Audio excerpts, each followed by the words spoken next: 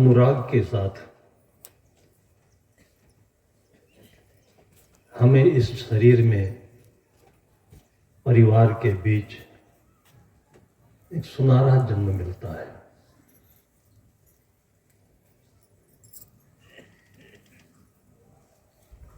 इस अनुराग को हम समझ नहीं पाते।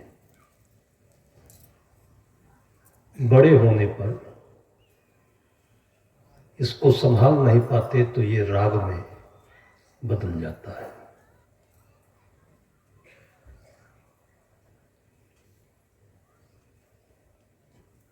फिर राग हमारे जीवन को इतनी गहराई में ले जाता है कि जहां से हम किसी भी भांति से सीढ़ी लगाकर ऊपर नहीं चढ़ पाते।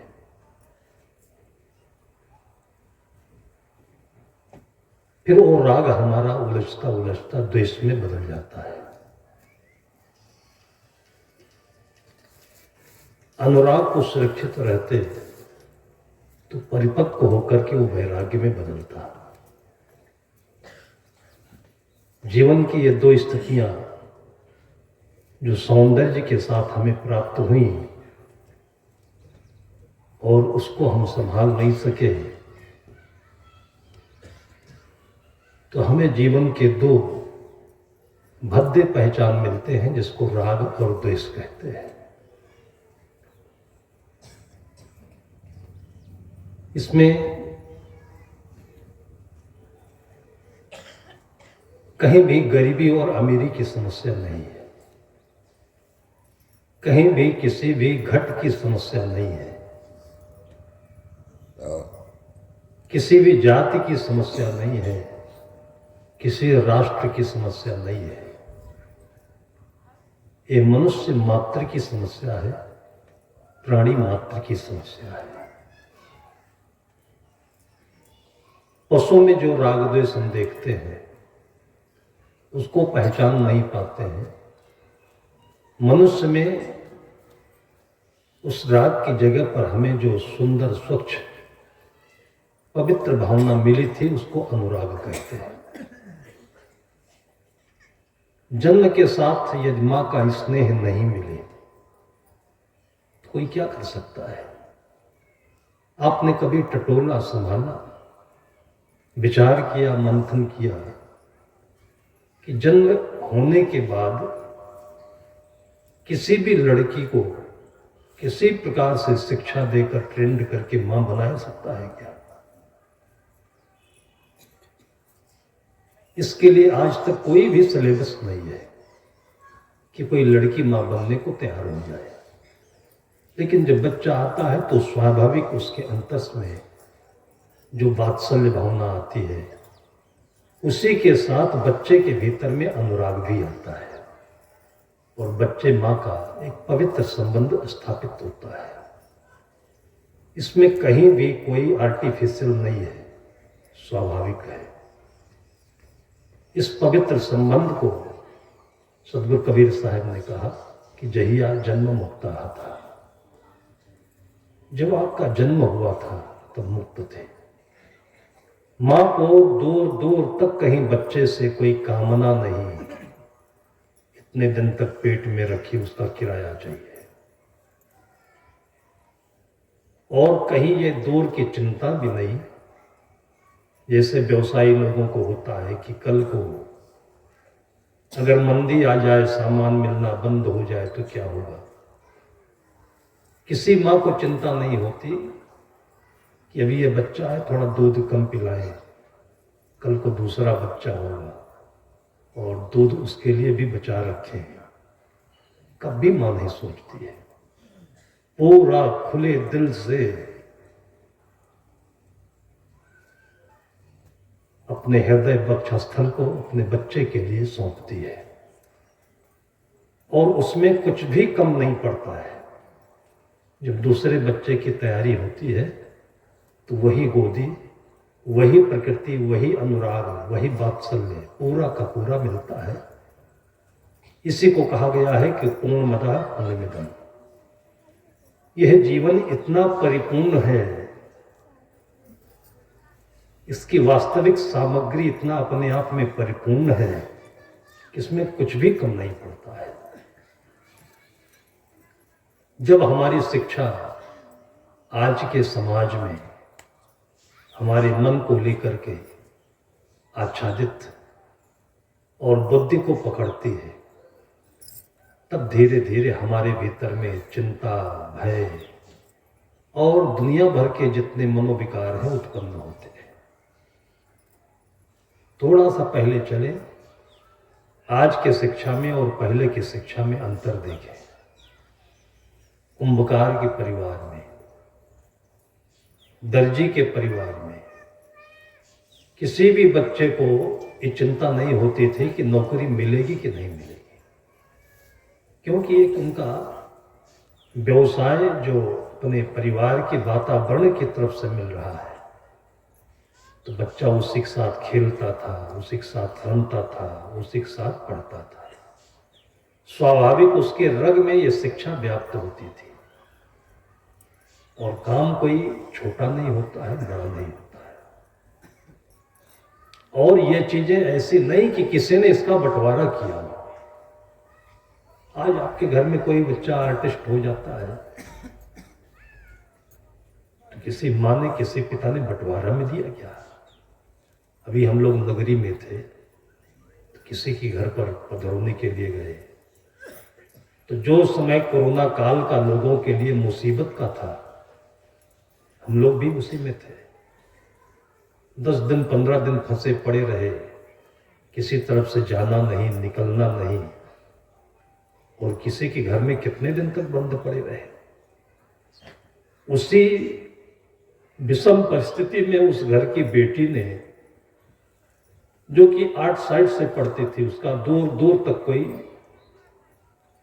आर्ट का सब्जेक्ट नहीं था, और उसके ध्यान में आया, दीवार पर लगे चित्रों को देखती थी, आसमान में सूर्योदय देखती थी, और स्वाभाविक उसके अंदर में उद्भूत भावना कि इसको कागज पर क्यों ना उतारे बैठ के खाली समय में। हम भी करते थे। हम छोटे थे तो हमारा भी कोई सब्जेक्ट आर्ट का नहीं होता था, लेकिन मैंने देखा कि गाय हमारी माता है, गोरखपुर से कैलेंडर निश्चित होता था, और बछड़ा दूध पी रहा है, गाय खड़ी है, तो हम कागज पर वो गाय उतारते थे और सुंदर गाय का चित्र बन जाता था। हमारे घर के आसपास गुड़हल के फूल खिले होते थे, और फिर हम गुड़हल का फूल बनाने लगे। सदगुरु इसलिए कहते हैं कि संगत कीजिए साधु की। साधु बने और अपने आसपास के वातावरण में इसकी खुशबू बिखेरें। उस बच्ची ने जो आर्ट बनाया है 3 साल या 2 साल के कोरोना पीरियड में, कि पिकासो का आर्ट, जो आर्ट आधुनिक आर्ट के जनक माने जाते हैं, वो दूर तक बोलने से दौड़ेंगे, ऐसा आर्ट उसने बना करके, और 2500 फिल्में दिखाई हम लोगों को। लेकिन अभी उस पर्दे पर नहीं आई है, इसलिए उसको पुरस्कार वो नहीं मिलता है। ऐसे घरों में कितने बच्चियां हैं जिन्होंने पढ़ाई भी करी है और गोबर पाथ करके छेना और कंडा भी बनाया है, और गर्व के साथ लड़कियां बोलती हैं कि मैं पढ़ती हूँ। और नहीं तो कोई पढ़ रहा हो, कोई स्टेटस में आ गया, तो गोबर नहीं छूना चाहिए। ये शिक्षा में जो विषम भावनाएं पैदा की गई, और वहीं से हमारी शिक्षा जहरीली बनी है। ये काम छोटा है, मिट्टी हाथ में नहीं लगना चाहिए, कीचड़ पैर में नहीं लगना चाहिए, और जब कीचड़ नहीं लगे, मिट्टी नहीं लगे, तो दूध कहां से मिले? सभी लोग निर्भर होने लगे कि दूध खरीद कर पिएंगे। सब लोग सोचने लगे दूध खरीद कर पिएंगे, तो दूध कहां से आएगा? उस दूध का दूर दूर तक कोई उपाय नहीं है। सभी लोग सोचे कि हम आम खरीद कर खाएंगे, तो आएगा कहां से? और ये भी सोच लीजिए कि जो खरीदा हुआ दूध है, अगर वो 100% शुद्ध भी हो, तो केवल दूध फायदा नहीं करता है। कितने लोगों को दूध से एलर्जी होती है, झाड़ा होता है, हजम नहीं होता है। दूध जहां से मिलता है उस गाय का संसर्ग भी फायदा करता है, तब दूध हजम होता है। आंवला जहां से मिलता है, आम जहां से मिलते हैं, उस पौधे के नीचे जाइए, उसमें पानी डालिए, उसके पास बैठिए, कुछ श्रम करिए, तब पूर्ण लाभ उसका मिलता है। और अगर केवल इन चीजों के पाने से लाभ मिलता तो बड़े बड़े पैसे वाले घर में ही जूस भी पी लेते हैं, दूध भी पी लेते हैं और सारी चीजें पा लेते हैं, तो फिर अस्पताल भी जाते हैं। जितने में आपकी पूरी एक जिंदगी चल जाए उतना उनका अस्पताल में एक बार में खर्चा हो जाता है। और ऐसे आप देखिए तो बढ़िया हट्टा कट्टा लड़का है, काम भी करता है, साइकिल भी चलाता है और खेत से हरा चारा ला रहा है, गन्ना ला रहा है, घर में पशु खिलाता है, पढ़ने भी जाता है और उसके बाद पता लगता है कि कभी डॉक्टर हो गया, कभी कलेक्टर हो गया। इन चीजों की जो हम लोगों के भीतर में धारणा एक गहराई से बैठ गई है, इस जघन्य जातिवाद को हम लोग कभी नहीं याद करते हैं और बस ला करके हमने रख दिया। अभी प्रथम सत्र में मैंने चर्चा की थी कि ढोल गंवार शूद्र पशुनारी सकल ताड़ना के अधिकारी। तो उत्तर प्रदेश में किसी पार्टी के एक मुख्य नेता ने पत्रकारों को जवाब दिया है कि इस ताड़ना का अर्थ हम विधानसभा में पूछेंगे, ताड़ना का अर्थ विधानसभा में पूछेंगे। प्रश्न पूछने की जगह तो गुरुजनों के पास में है। गुरु के अलावा कोई समाधान नहीं दे सकता है, उत्तर दे सकता है और उत्तर में और समाधान में अंतर होता है। दोनों चीजें एक नहीं होती है। उत्तर उसे कहते हैं जिसके बाद फिर से प्रश्न का उदय होता है और समाधान उसे कहते हैं जिसके बाद फिर जीवन में शंकाएं ही समाप्त हो जाती है। इसका कोई उत्तर नहीं होता है। तो ऐसी जगह पर जाकर के बैठे सदगुरु कहते तेई साहब के लागो साथा दुई दुख मेट के हो सुनाता। तो समाज में उपद्रव करेंगे, समाज को भड़काएंगे तो आग लगेगी तो अपना भी घर जलेगा। भाई राजनीति में जो होता है, ये जितना भी हिंसा हो रहा है, जितना अत्याचार हो रहा है, इसके शिकार राजनेता भी तो होते हैं। उन्हीं की आहुति जाती है, उन्हीं की बलि जाती है, उसमें उनके बच्चे बिगड़ते हैं। ऐसी बात नहीं कि कोई चालाकी से और बुद्धि लगा करके और कहीं ऊंचे पद पर पहुंच गया, खूब पैसा कमाया तो सुखी रहेगा। बड़े घर के बिगड़ेल बेटे आए दिन अखबारों में आते रहते हैं कि जो जितने ही अच्छे और संपन्न घर के लोग हैं उतने ही बर्बाद हैं स्वभाव से, आचरण से। और हम लोग सोच नहीं पाते तो उन्हीं की नकल करते हैं। जातियां कोई भी बनाई नहीं गई किसी के द्वारा। इस समाज का कोई भी मुखिया कभी नहीं होता है और बनाई गई तो आज देखिए साधु लोग सभी एक मंच पर बैठ करके एक आश्रम में सबको साधु बनाना चाहते हैं।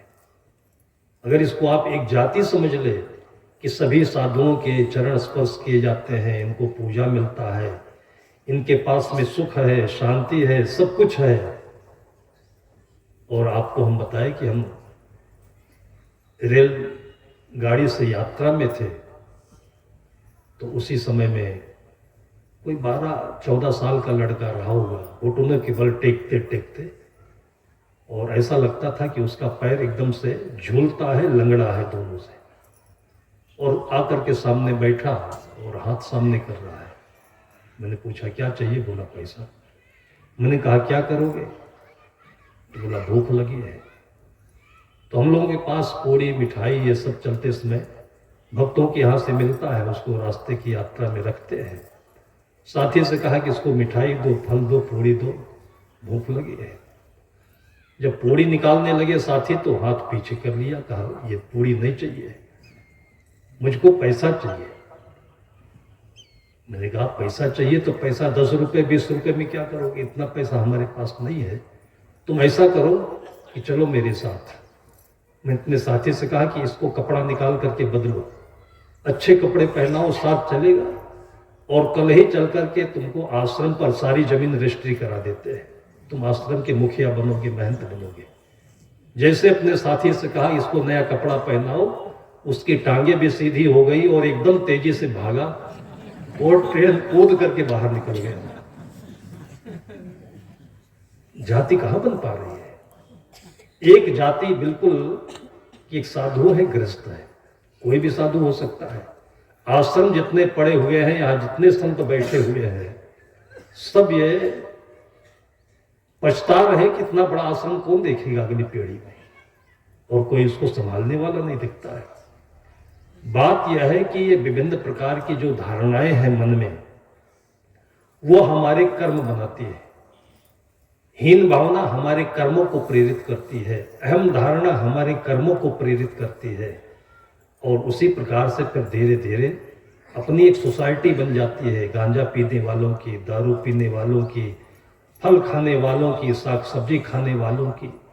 ये संसार तो बाजार है, इसमें सभी स्वतंत्र हैं। कोई कहीं भी जा करके अपने जीवन को विकसित कर सकता है, खिला सकता है, सुंदर बना सकता है।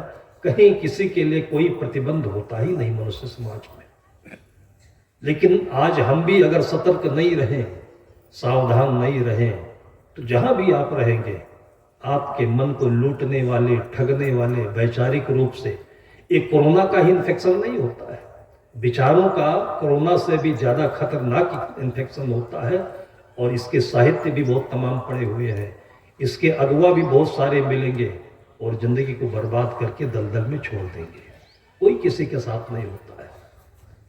इसलिए संत महापुरुष कहते हैं, संगत कीजिए साधु की, हरे और की व्याधि। गृहस्थी में रहना हो तो भी साधु संतों की छाया की आवश्यकता है, क्योंकि समाज उसे कहते हैं जिसमें कोई अपना नहीं होता है।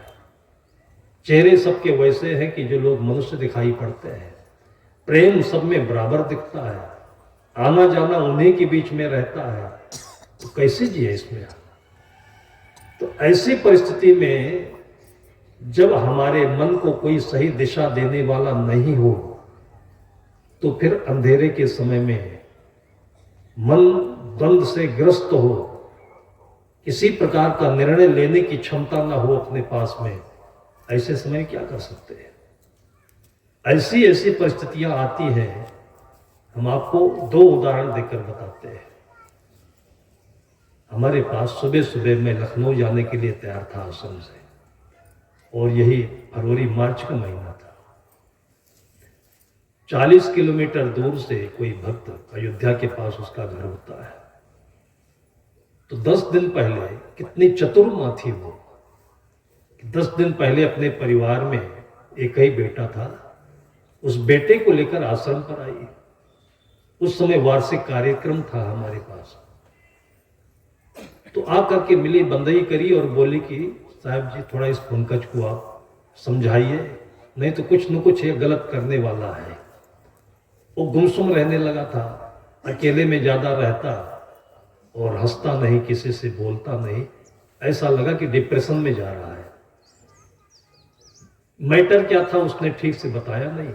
मैटर जिसको आजकल लोग कहते हैं जवानी का बहाव होता है, उसका नाम लोगों ने प्रेम रखा हुआ है, लव मैटर। ये मन का बहाव है कि जैसे गुड़ कहीं पर रखते हैं, बाहर की हवा पाकर के पिघलता है और उसके बाद बहने लगता है। तो संतों ने इसलिए पहले से सावधान किया कि ये मन गीला गुड़ के समान होता है, इसको ऐसे खुले में मत रखिए, किसी बर्तन में रखिए कि बाहर की हवा लगे और बहे तो बहने नहीं पाए। ये माता पिता की जिम्मेदारी होती है।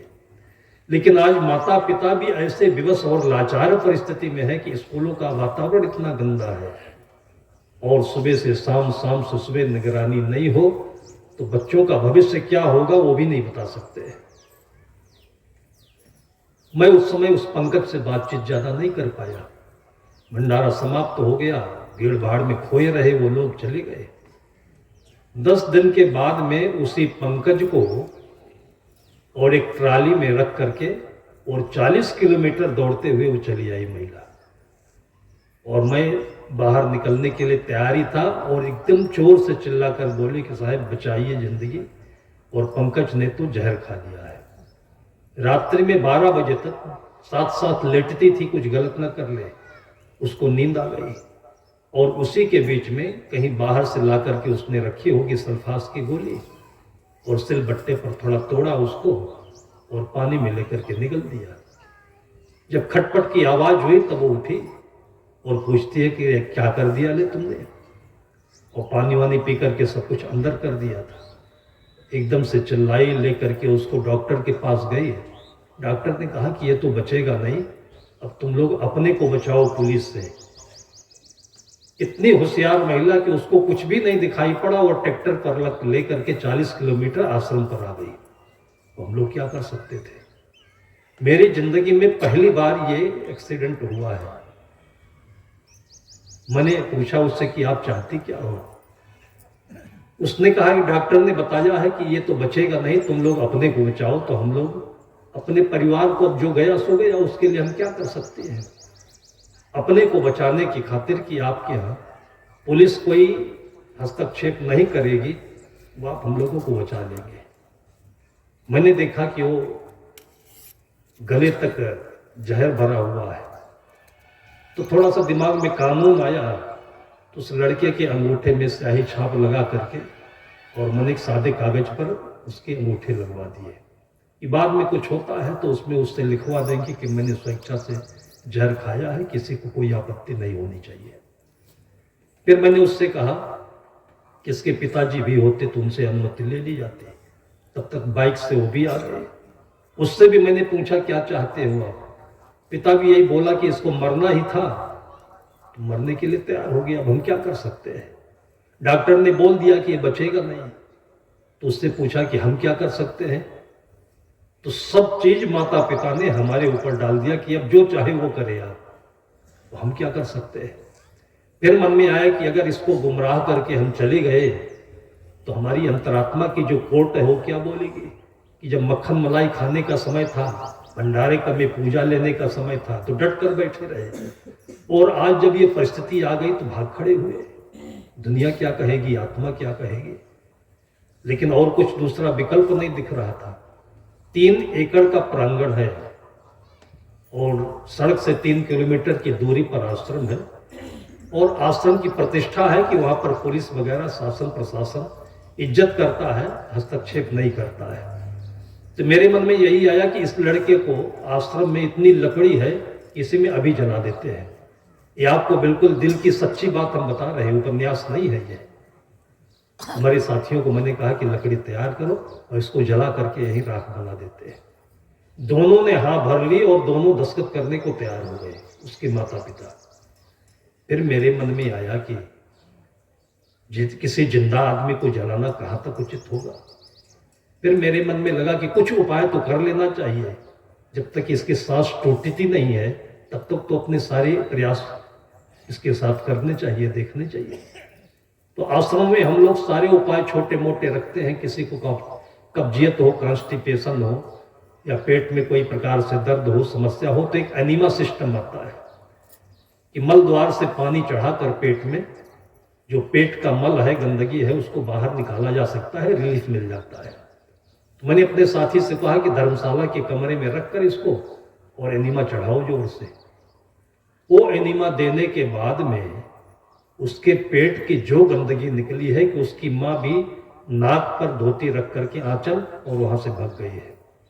कोई भी नहीं खड़ा हुआ, लेकिन हमारे साथी 3 बार 4 बार पेट में पानी चढ़ा चढ़ा करके फिर थोड़ा सा अंगड़ाई लेना शुरू किया। फिर नींबू पानी, ग्लूकोज पानी ऊपर से डालता रहा और नीचे से निकालता रहा।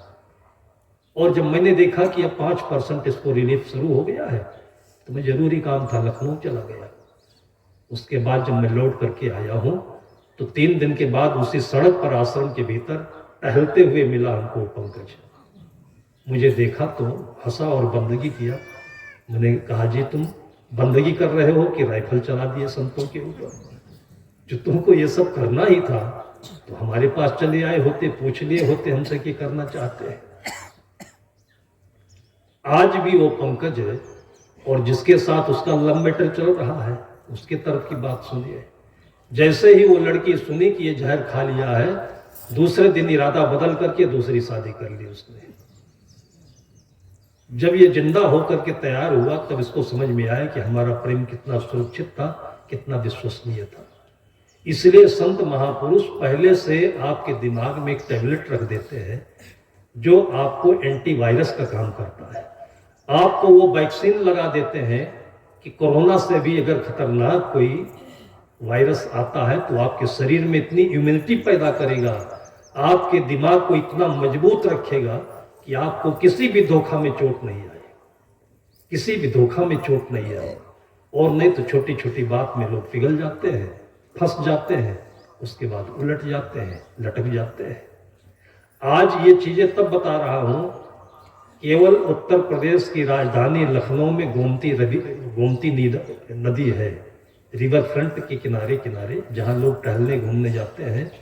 प्रति वर्ष 1000 से ज्यादा लोग उसके अंदर में कूदते हैं, 1000 से ज्यादा लोग।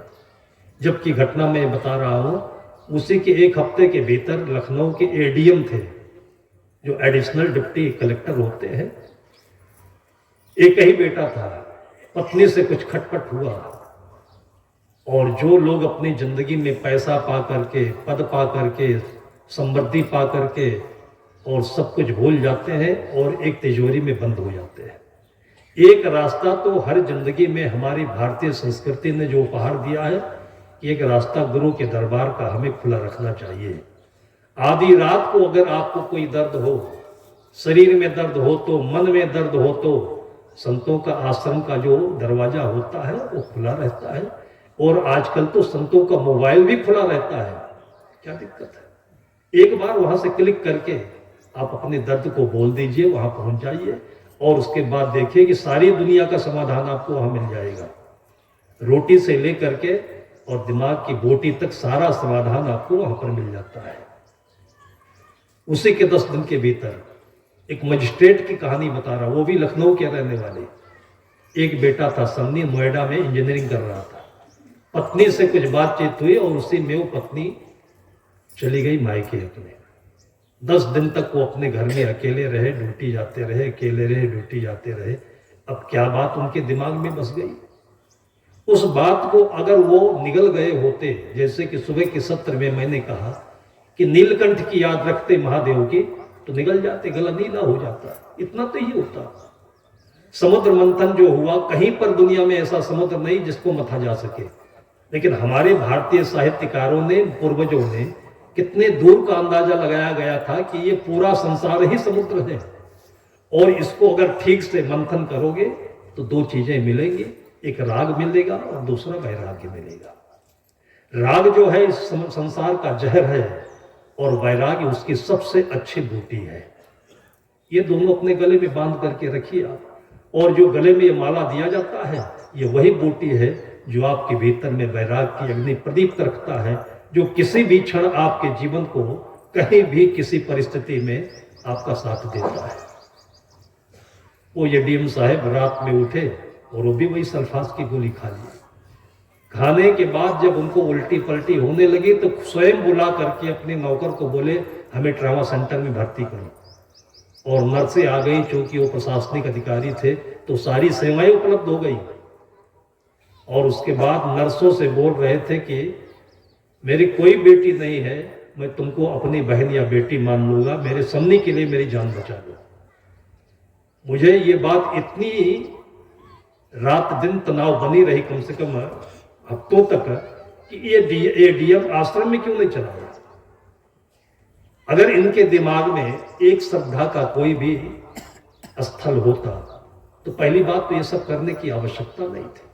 दूसरी बात, संतों के हाथ में वो यश होता है, वो पुण्य होता है, वो शक्ति होती है कि आपकी आत्मा में उसकी प्रेरणा मिलने से आपके शरीर की जो शक्ति है उत्प्रेरित होती है और आपको धोखे से, समस्याओं से बचाती है।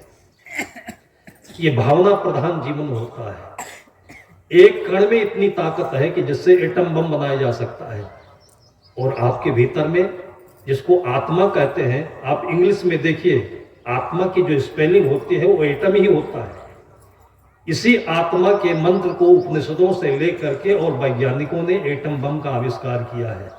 आत्मा और एटम की परिभाषा एक ही होती है, लेकिन वो संघारक है। उन्होंने उस एटम का प्रयोग कहां पर किया कि पहली बार जब नागासाकी में यह बम छोड़ा गया है तो 1 लाख आदमी एक ही बार में धुआं हो गए हैं। और वही आत्मा की शक्ति है कि हजारों लोग बैठे होते हैं, लाखों लोग बैठे होते हैं। आपने सुना कि रायपुर में प्रदीप मिश्रा की कथा में लोग बोलते हैं 5-7 लाख लोग इकट्ठे हो गए और इतने लोग आए, कुछ नहीं पाया उन्होंने, लेकिन एक श्रद्धा तो पाई। अगर उनके जीवन में किसी प्रकार की मुसीबत होगी तो एक बार वो किसी को याद कर लेंगे, लेकिन ये गलत जगह कदम नहीं उठाएंगे। आप ये जान लीजिए कि जहां पर भी ये आस्तिकता नहीं है, धार्मिकता नहीं है, आध्यात्मिकता नहीं है, वहां पर आत्महत्या की संख्या बहुत ही ज्यादा है। किसी ने पेपर में दिया हुआ था कि हमारे देश में उतने वैज्ञानिक नहीं है जितने झाड़ फूंक करने वाले हैं, ओझा है, नाउत है, बाबा है, साधु है। और अमेरिका में 5,000 वैज्ञानिक हैं। तुलना कर रहा था कि अमेरिका में 5,000 वैज्ञानिक हैं और हमारे भारत देश में 50,000 बाबा हैं, झाड़ने फूंकने वाले हैं, ये है वो, वैज्ञानिकों की तुलना कर रहा था। और अमेरिका में 5,000 वैज्ञानिक हैं तो क्या करते हैं, हर 3 मिनट में एक बलात्कार होता है वहां, हर 5 मिनट में एक आदमी पागल होकर के पागल खाना जाता है वहां। क्या कर रहे हैं वैज्ञानिक? वही अमेरिका के वैज्ञानिक ने परमाणु बम बनाया था जो नागासाकी में छोड़ा गया, और आज भी वहां की जमीन पर घास नहीं उगती है, वहां पर लूले पैदा होते हैं, लंगड़ पैदा होते हैं, अपाहिज खाने पैदा होते हैं। उन वैज्ञानिकों के साधनों से तुलना करते हैं। ये हमारे हिंदुस्तान की धरती पर इतने बिगड़े बोल दिखते हैं। हमारे यहाँ ऐसे वकील थे और बुद्धि में उनके पता नहीं कहां से नास्तिकता। आपको अगर नहीं समझ में आता है रामचरितमानस, बेजक, धार्मिकता, उपदेश, आपको कथा सत्संग नहीं अच्छा लगता है, वैसे तो ना अच्छा लगने की कोई बात नहीं है। मैं 3 दिनों से देख रहा हूं और उसके बाद तो संपर्क साध्वी बहनों से वर्षों से है कि एक केवल जो सबसे सस्ते और घटिया रेट में कपड़ा आता है वो पहनती है और पूरे सालों साल एक एक दाना बिन करके, एक एक सिला यहाँ सुरक्षित करके और लोगों को हलवा और पूड़ी खिलाती है। अगर ये मनरेगा में केवल नौकरी करती होती तो 300 रुपए पर दिन के मिलते कि नहीं मिलते, और 300 रुपए के हिसाब से इनके साल भर के कितनी सैलरी होती। आपका कोई भी कर्मचारी 50,000 रुपए से कम नहीं पाता है ऑफिस में जो काम करता है, और इतना काम नहीं करता है, रिश्वत और ऊपर से लेता है। फिर भी साधु संतों के गुणों को हम लोग नजरअंदाज कर देते हैं। तो ये चीजें हम लोग अपने भीतर में याद नहीं करते हैं, इसलिए अमेरिका की तुलना भारत से करते हैं, साइंस की तुलना अध्यात्म में करते लगते हैं, और मुख में जो आए वो बड़बोलापन बोलते रहते हैं। वो अकेला आदमी और साधुओं को देख करके इतना नाराज हो जाता था कि बोलता था कि इनको काट करके और समुद्र में भर दिया जाना चाहिए कि हमारी जमीन धरती बढ़े और उस पर गेहूं की पैदावार होगी तो लोगों का पेट भरेगा। ये साधु खाते हैं, मानते हैं और कुछ करते कुछ नहीं है। फिर उसने छोटी सी किताब भी लिखी साधुओं के विरोध में, और उसको फ्री ऑफ कास्ट लोगों को बांटता था। लिखता रहा, लोग उसको सुनते रहे, और उसके माँ बाप भी उससे परेशान थे। ऐसी स्थिति में हो उसके घर वाले भी उससे परेशान, पत्नी भी परेशान। ये चीज उसका सुनना नहीं चाहते थे वो लोग। गर्मी के दिन थे, छत के ऊपर वो सो रहा था। सुबह उठा होगा, उठने के बाद पता नहीं दिमाग में क्या हो गया। साधु संत बताते हैं जब मंत्र देने लगते हैं तो बताते हैं कि ये मंत्र सुबह सो करके जैसे उठो तो पलथी मारकर बिस्तर पर 5 मिनट गुरु का ध्यान करो और मंत्र का उच्चारण कर लो। ये चीज दोनों तरफ से बेनिफिशियल है। आप सोकर उठते हो तो पूरी रात की नींद आपके दिमाग में गर्मी बनकर छाई रहती है, ठीक से पचती नहीं। तो आप उठो तो पलथी मार करके बैठ जाओ, वो गर्मी शांत हो जाए, होश आ जाए, और इसी बीच में ध्यान की वो प्रक्रिया बनती है कि आप रात के सोने में कुछ सपने देख रहे हो, कुछ आपको अंदर से हो रहा है, उन सब चीजों का आपको ध्यान आएगा। ध्यान के 3 क्षण बताए जाते हैं। सुबह सोकर उठने के बाद, स्नान करने के समय स्नान करने के समय ध्यान क्यों बताया जाता है कि जब स्नान करता है व्यक्ति तो स्नान करते समय आदमी का शरीर ठंडा हो जाता है लेकिन सिर गर्म हो जाता है। मैंने कितनों को नहाते देखा है, नहाते रहते हैं वो साले ससुर और बच्चों को उल्टा सीधा बोला करते हैं, तो दिमाग कैसे ठंडा रहेगा। तो शरीर पानी से ठंडा हो जाता है। उस स्नान के समय में आपको जो प्रार्थना याद हो, मंत्र याद हो, गुरु शब्द याद हो, कुछ भी याद हो, उसको आप अगर जपते रहेंगे, मन में यह ख्याल रखेंगे तो एक ही समय तन और मल दोनों शीतल होता है। और इसके बाद ध्यान की सबसे अच्छी भूमिका मिलती है कि आप थोड़ी देर के लिए अपने घर में खाली जगह पर बैठ करके फूल रख लीजिए, गुलदस्ता रख दीजिए और अपने माता पिता गुरुजनों का कोई चित्र हो, अगरबत्ती हो और बैठ करके वहां पर ध्यान कर लीजिए। और पूरे दिन भर की सबसे अच्छी तैयारी होती है कि जिससे आपको काम में सफलता मिलेगी। भाई आप गाड़ी पर बैठते हो, कहीं गाड़ी को लंबी यात्रा पर लेकर चलना है तो सीट पर बैठने से पहले आप देख लीजिए कि गाड़ी में पेट्रोल है कि नहीं है, देख लीजिए कि ब्रेक सही लग रहा है कि नहीं लग रहा है। वहां देखना अच्छा है कि जब जाकर के किसी दीवार में ठुक गए तब देख रहे हो कि इसका तो ब्रेक फेल हो गया, तो क्या करोगे। तो ध्यान उसी को कहते हैं कि पूरे दिन आप इतने खतरनाक गाड़ी को लेकर चल रहे हो लोगों के बीच में, तब तदनमन का समायोजन होना चाहिए, एडजस्टमेंट होना चाहिए। तो इसमें कौन से अंधविश्वास की बात है। तीसरा क्षण होता है ध्यान का सोने से पहले। ये तीसरा क्षण सोने से पहले क्यों? पूरे दिन जो काम काज करते रहते हो वो दिमाग में आपके बारूद बनकर के भरा रहता है। भाई सोना तो रोज है और काम भी रोज करना है। तो आज आप काम किए हैं, रात में ठीक से सोएंगे नहीं तो सवेरे काम कैसे करेंगे। तो सुबह आप ठीक से जगे, इसलिए रात में ठीक से सोना जरूरी है। और ठीक से सोने के लिए सोने से पहले दिमाग को खाली करना भी जरूरी है। और उस समय वो प्रक्रिया ध्यान कहलाती है कि सोने से पहले 5 मिनट आप पंथी मार कर बैठ जाइए और आंखें बंद करके एक अच्छी भावना सामने रखिए अपने। और उसके बाद देखिए जो नींद आएगी, कि अगर सही नींद नहीं आई तो फिर आपको साधु संतों का प्रवचन ही सुनाई पड़ेगा, संत दिखाई पड़ेंगे और वो आपको सपना होगा कि पूरी रात रिलैक्स मिलेगा, वही समाधि भी होगी और सुबह सुबह तरोताजा अपने आप को पाएंगे। वो वकील को भी करना चाहिए, लेकिन वो तो साधु का दुश्मन ठहरा, साधु उसके दुश्मन ठहरे। वो सुबह उठा और उठते ही लवशंका के लिए वो रास्ता ढूंढा होगा और उस रास्ते में चला गया जहां बाथरूम नहीं था, जहां छोटी सी बाउंड्री रेलिंग बनी हुई थी, और उसी से वो लड़खड़ा करके वो सीधे नीचे आ गया 3 मंजिल से। ये लखीमपुर की घटना है उत्तर प्रदेश में। ऊपर से 3 मंजिल से कोई नीचे आए तो कचुमड़ भी नहीं बचता उसका। लेकिन हुआ क्या था कि उसी रात्रि में 12-1 बजे के करीब में कब आया किसी को पता नहीं। उसी के मोहल्ले में किसी के घर का निर्माण हो रहा था, उसके लिए बालू की आवश्यकता थी। आपके यहाँ रेती आती है, मुरम कहते हैं, मोटी होती है। हमारे यहाँ गंगा नदी का बालू बहुत ही मुलायम होता है और दानेदार भी होता है, तो उसको सीमेंट में मिला करके जुड़ाई का काम करते हैं। उसके घर तक ट्रैक्टर ट्राली नहीं जा सकता था, तो उसी वकील साहब के घर के सामने ही रोड पर उसने अनलोड कर दी गाड़ी और बालू का ढेर लग गया। जब वो गिरा है तो उसका सिर तो उल्टा हो गया और सीधे जाकर के बालू की रेती में घुस गया और पैर ऊपर हो गया।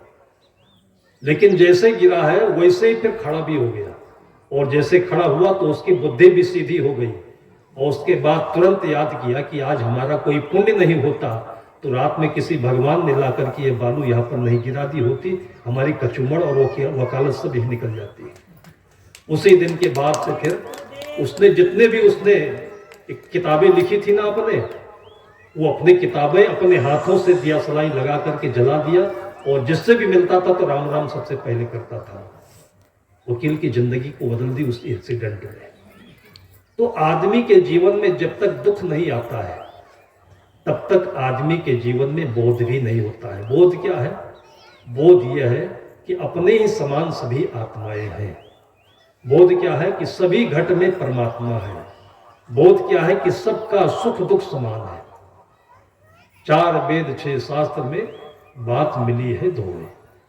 बहुत ज्यादा नहीं पढ़ सकते हैं तो संस्कृत को, अंग्रेजी को, हिंदी साहित्य को कुछ भी पढ़ने की आवश्यकता नहीं है। किसी संत ने केवल 2 वाक्यों में कितना बढ़िया सारगर्भित सूत्र दे दिया है कि 4 वेद 6 शास्त्र में बात मिली है धोए। दुख दीने दुख होता है, सुख देने सुख होता है। इसमें कौन सा कठिन फार्मूला है, इसमें कौन सा अंधविश्वास है। अब इसी चीज को, जैसे बच्चा है तो आपकी बात नहीं समझता, माँ की बात नहीं समझता है, तो माँ कहती बेटा ये काम तुम करके दिखा दो तो तुमको मैं मिठाई का पैसा दूंगी। तो मिठाई का पैसा उसका टारगेट नहीं है, टारगेट यह है कि बच्चे का मन राजी हो जाए। तो किसी के मन को राजी करने के लिए संतों की भाषाओं में चमत्कार होता है। वो सहलाते हैं, फुसलाते हैं, कर्मकांड करा देते हैं और मन को थोड़ी देर के लिए आपके अपने दायरे में ला देते हैं कि आपका मन बार बार उसी मुसीबत की तरफ नहीं जाए। आदमी के मन की आदत क्या है, जैसे 2 लोग लड़ रहे हों और आप उनको समझाने जाइए, अगर कोई समझाने नहीं जाए तो फिर लड़ाई थोड़ी देर में बंद हो जाती है। कोई भी आदमी नहीं हो, केवल 2 हो तो लड़ेंगे नहीं। ये लड़ाई भी लोगों को दिखाने के लिए होती है। कहीं नहीं आप लोगों ने देखा होगा कि 2 अकेले आदमी खड़े होकर के 2-4 घंटा लड़ लिए हो, लेकिन जब लोग समझाने जाते हैं तब उनके अंदर जुनून और बढ़ता जाता है। फिर वो यहां तक बोलते हैं कि आज हमको पकड़ना नहीं, मैं सब कुछ कर डालूंगा। अगर आप बोल दीजिए कि करिए, फिर आपको हम फिर ही छोड़ देते हैं, वो तुरंत ठंडा हो जाएंगे। तो आदमी के भीतर में जिस समय मुसीबत की परिस्थिति आती है तो उसी में और घुसता चला जाता है, उन्हीं मुसीबत की बातों को और याद करता है। वहां से मन को हटाने के लिए संत कहते हैं कि तुमको मैं एक ताबीज देता हूं, इसको गले में पहनो और 3 दिन के बाद काम हो जाएगा। और ये चीज हमारे जीवन का प्रैक्टिकल है। आज से लगभग 2005-6 की बात है। उस समय हमारा कार्यक्रम गुजरात की राजधानी अहमदाबाद में गांधीनगर के पास चलता था, तो वहाँ मारवाड़ी लोग इकट्ठे होते थे। तो एक सज्जन, उनके जीवन की अपनी रुचि है, संतों के पास नहीं जाते थे। अच्छा उनका व्यवसाय चलता था, फैक्ट्री बढ़िया चल रही थी। उसी समय मंदी आई और मंदी में एक बार में ही लगभग उनको 10-15 करोड़ का घाटा आ गया। फिर धीरे धीरे उनको चारों तरफ से अंधेरा दिखाई पड़ने लगा कि घाटा तो कोई हज नहीं, लेकिन लोगों का जो कर्जा लिया है वो कैसे जाएगा। फिर पत्नी से उल्टी सीधी बातें करने लगे, निराश रहने लगे, गुमसुम रहने लगे। पत्नी उनकी भाग्यशाली थी, नाम भी कितना बढ़िया। वो संतों के पास आया जाया करती थी, तो एक बार टाइम लेकर के हमारे पास मिलने आई और बोली कि ऐसे ऐसे हमारे घर में समस्या है। तुमने कहा कि उनको भेजो यहाँ पर, तो बोली कि वो आते नहीं संतों के पास, यही तो और बड़ी समस्या है। मैंने कहा एक बार जाकर के बोल दो, आ जाएंगे हमारे पास। और इतना ही शब्द जाकर के बोला है और दूसरे दिन बहुत खुशी से हमारे पास वो आए हैं। और मैंने कहा कि आपके पास इतनी समृद्धि है, आपके पिता की इतनी विरासत है, सल्तनत है, वो आप ऐसे चिंता के चक्रव्यूह में क्यों फंसे हो। और कोई उनका पुण्य का दरवाजा खुलना था, उसी समय से उनको वो प्रेम जगा कि धीरे धीरे करते करते सारा उनका कर्जा पूरा हो गया, फैक्ट्री फिर से चालू हो गई।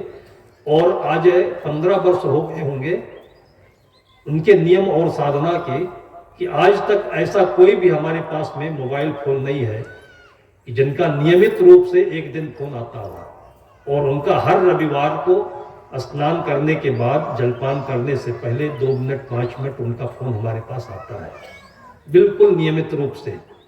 उनकी सारी परिस्थितियां दूर हो गई और इसका माध्यम केवल यही है कि संत महापुरुषों की परंपरा में एक शक्ति होती है। और आदमी गृहस्थ आश्रम में रहता हो, राजनीति में रहता हो, व्यवसाय में रहता हो, तो अनुकूल प्रतिकूल परिस्थितियां आती जाती रहती हैं। तो अनुकूल परिस्थितियां आती है तो आदमी गौरवान्वित होता है। उस परिस्थिति में आपको क्या करना चाहिए कि अपनी आस्था को और मजबूत बनाना चाहिए। इसलिए मारवाड़ियों में आप लोगों ने देखा होगा कि जैसे भी उनको कोई लाभ हुआ तो उस लाभ का अंश लेकर के सबसे पहले वो धर्मशाला में जाते हैं, संतों के पास जाते हैं।